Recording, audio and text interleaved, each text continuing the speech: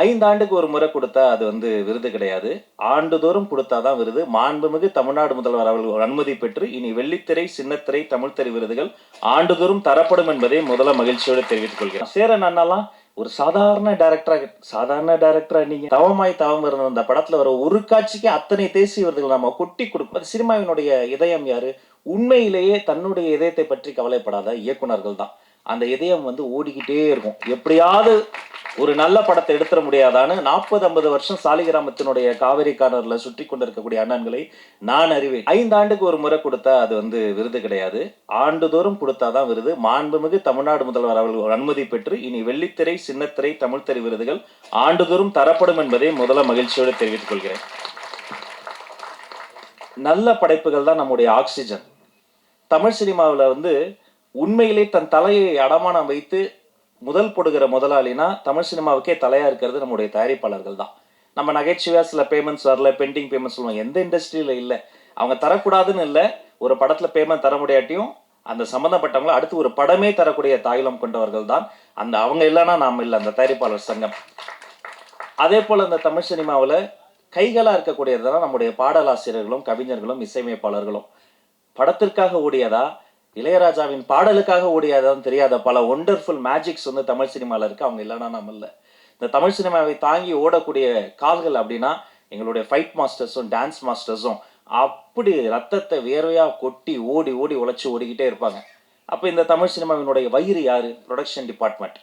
5 பேர் இருந்தா கேரவனுக்குள்ள சாப்பாடு, 50 பேர் இருந்தா கேரவன் பக்கத்துல சாப்பாடு, 500 பேர் இருந்தா சாப்பாடு எப்படியாவது போட்டுருவாங்க. காந்தி படத்துல கிளைமேக்ஸ்ல 1,00,000 பேர் நடிச்சிருக்கிறாங்க. இந்தியாவில் ஷூட் நடந்திருக்கு.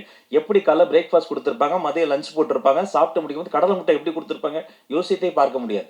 அப்படிப்பட்ட இந்த சினிமாவினுடைய நாடி நரம்பெல்லாம் ஓடிக்கொண்டு இருப்பது இந்த தமிழ் சினிமாவினுடைய அன்சங்கட ஹீரோஸா இருக்கக்கூடிய இந்த ரத்தமாக இருக்கக்கூடியதுன்னா நீங்க தான், பிஆர்ஓஸ் தான். நீங்க ஓடி ஓடி இங்க போகணும் அங்க போகணும் ப்ரொமோஷன் போகணும் ஓடிக்கிட்டே இருப்பீங்க. இப்போ சினிமாவினுடைய இதயம் யாரு?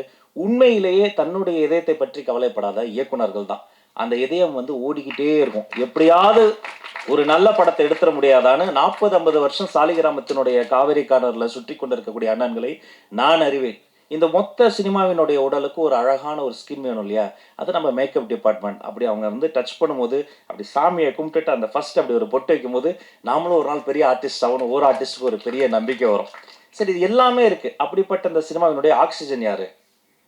துணை இயக்குனர்கள். டைரக்டர் இல்லாம கூட ஒரு 2 மணி நேரம் சமாளிச்சு சில ஷாட்ஸ் எடுத்துருவோம். துணை இயக்குனர்கள் இல்லாம ஒரு ஷாட் கூட எடுக்கவே முடியாது. அவங்க ஒரு பெரிய அன்சங்கடு ஹீரோஸ். இப்படி எத்தனையோ அன்சங்கடு ஹீரோஸ்லாம் அங்க சினிமாவில் இருக்கிறாங்க. அத்தனை பேரோடும் பாராபட்சம் இல்லாமல் பழகக்கூடியவங்க இந்த பிஆர்ஓஸ். அத்தனை பேருடைய பாதி பேருக்கு என்ன தெரியும், அவங்க பேரு தெரியும். நான் எப்படி கல்யாணம் பண்ணோம், குழந்தை, எல்லாருமே ஒரு ஃபேமிலி ரீயூனியன் மாதிரி தான் இருக்கு. அண்ணன் நகைச்சுவையா சொன்னாங்க, செல்வமணி அண்ணன். அது என்ன பேமெண்ட் பெண்டிங் நான் சொல்லிடுறேன். அது ஒன்றும் இல்லை. தமிழ் சினிமாவில் எல்லா சங்கங்களும் சேர்ந்து ஒரு நல்ல விழா எடுத்தோம். முத்தமிழறிஞர் டாக்டர் கலைஞர் ஐயா அந்த பராசக்தி படத்தில் அன்னைக்கு ஒலித்த அந்த ஒரு குரல், அம்பாள் இன்றைக்கடா பேசியிருக்கிறாள் இன்னும் ஒலித்த குரல், அவருக்காக ஒரு 100ஆண்டு விழா எடுக்கணும்னு பிளான் பண்ணி எல்லா சங்கங்களும் ஒன்று கூட்டிட்டாங்க. அப்போ வரிசையாக ஃபோன் வருது. லிங்குசாமி சார் ஃபோன் பண்ணுறாரு, பாண்டியராஜ் சார் ஃபோன் பண்ணுறாரு. எனக்கு என்ன பதட்டனா, சரி இது கலை சேவை தான், பேமெண்ட் வருமா வராதா, நாம வாடகை வர கட்டேன். அப்போ நான் என்ன யோசிச்சேன், சரி சார் அது வரேன் சார் அதர் சார் அப்படின்னு சமாளிச்சுக்கிட்டே இருந்தேன்.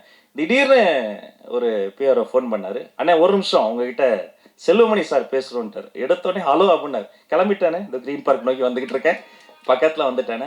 அந்த 1 மாத காலம் உழைத்து யாருமே எனக்கு தெரிஞ்சு வீட்டுக்கு போகல. அவர் பாண்டியராஜ் சார் எல்லாருமே தயாரிப்பாளர்கள் அதில் ஒர்க் பண்ணுவாங்க. தயங்க முன்னாடி அன்சங்கடியோட அத்தனை பேர் ஸ்கிரிப்ட் எழுதி தள்ளி எல்லாரையும் அங்கே மேடையில் ட்ரெயினே கொண்டு வந்துட்டோம். சூப்பர் ஸ்டார் ரஜினி சார் வந்திருந்தாங்க, இப்போ ஒரு கமல் சார், மொத்த சினிமாவை அவங்க கொண்டு வந்து கொட்டி இப்படிப்பட்ட ஒரு மனித உழைப்பு இருக்குல்ல, எனக்கு தெரிஞ்சு இப்படி உழைக்கக்கூடிய அந்த ஒரு நேர்மையான உழைப்பு இருக்கக்கூடிய ஒரு கலைத்துறை என்று சொன்னால் அது இந்த திரையுலகம் தாங்க. இது இல்லைன்னா இவ்வளோ பெரிய உழைப்புக்கு ஒரு நடமாடும் உழைப்பாளர்கள் சிலை தான். அப்படி இருக்கும்போது நீங்கள் உரிமையாக கேட்கலாம், சேரன் அண்ணாலாம் ஒரு சாதாரண டைரக்டரா நீங்க தவமாய் தவம் இருந்த அந்த படத்துல வர ஒரு காட்சிக்கு அத்தனை தேசிய விருதுகள் நம்ம கொட்டி கொடுக்கணும். அப்படி தரமான ஒரு காத்திரமான படைப்புகள். அந்த நீங்க சொன்னீங்களா நாங்க கடன் பட்டிருக்கோம், நாங்க தான் கடன் பட்டிருக்கோம். இது நன்றி கடன் திருப்பி தந்துகிட்டு இருக்கிறோம். நாங்க எல்லாருக்கும் செய்ய வேண்டியது எங்களுடைய நன்றி கடன்.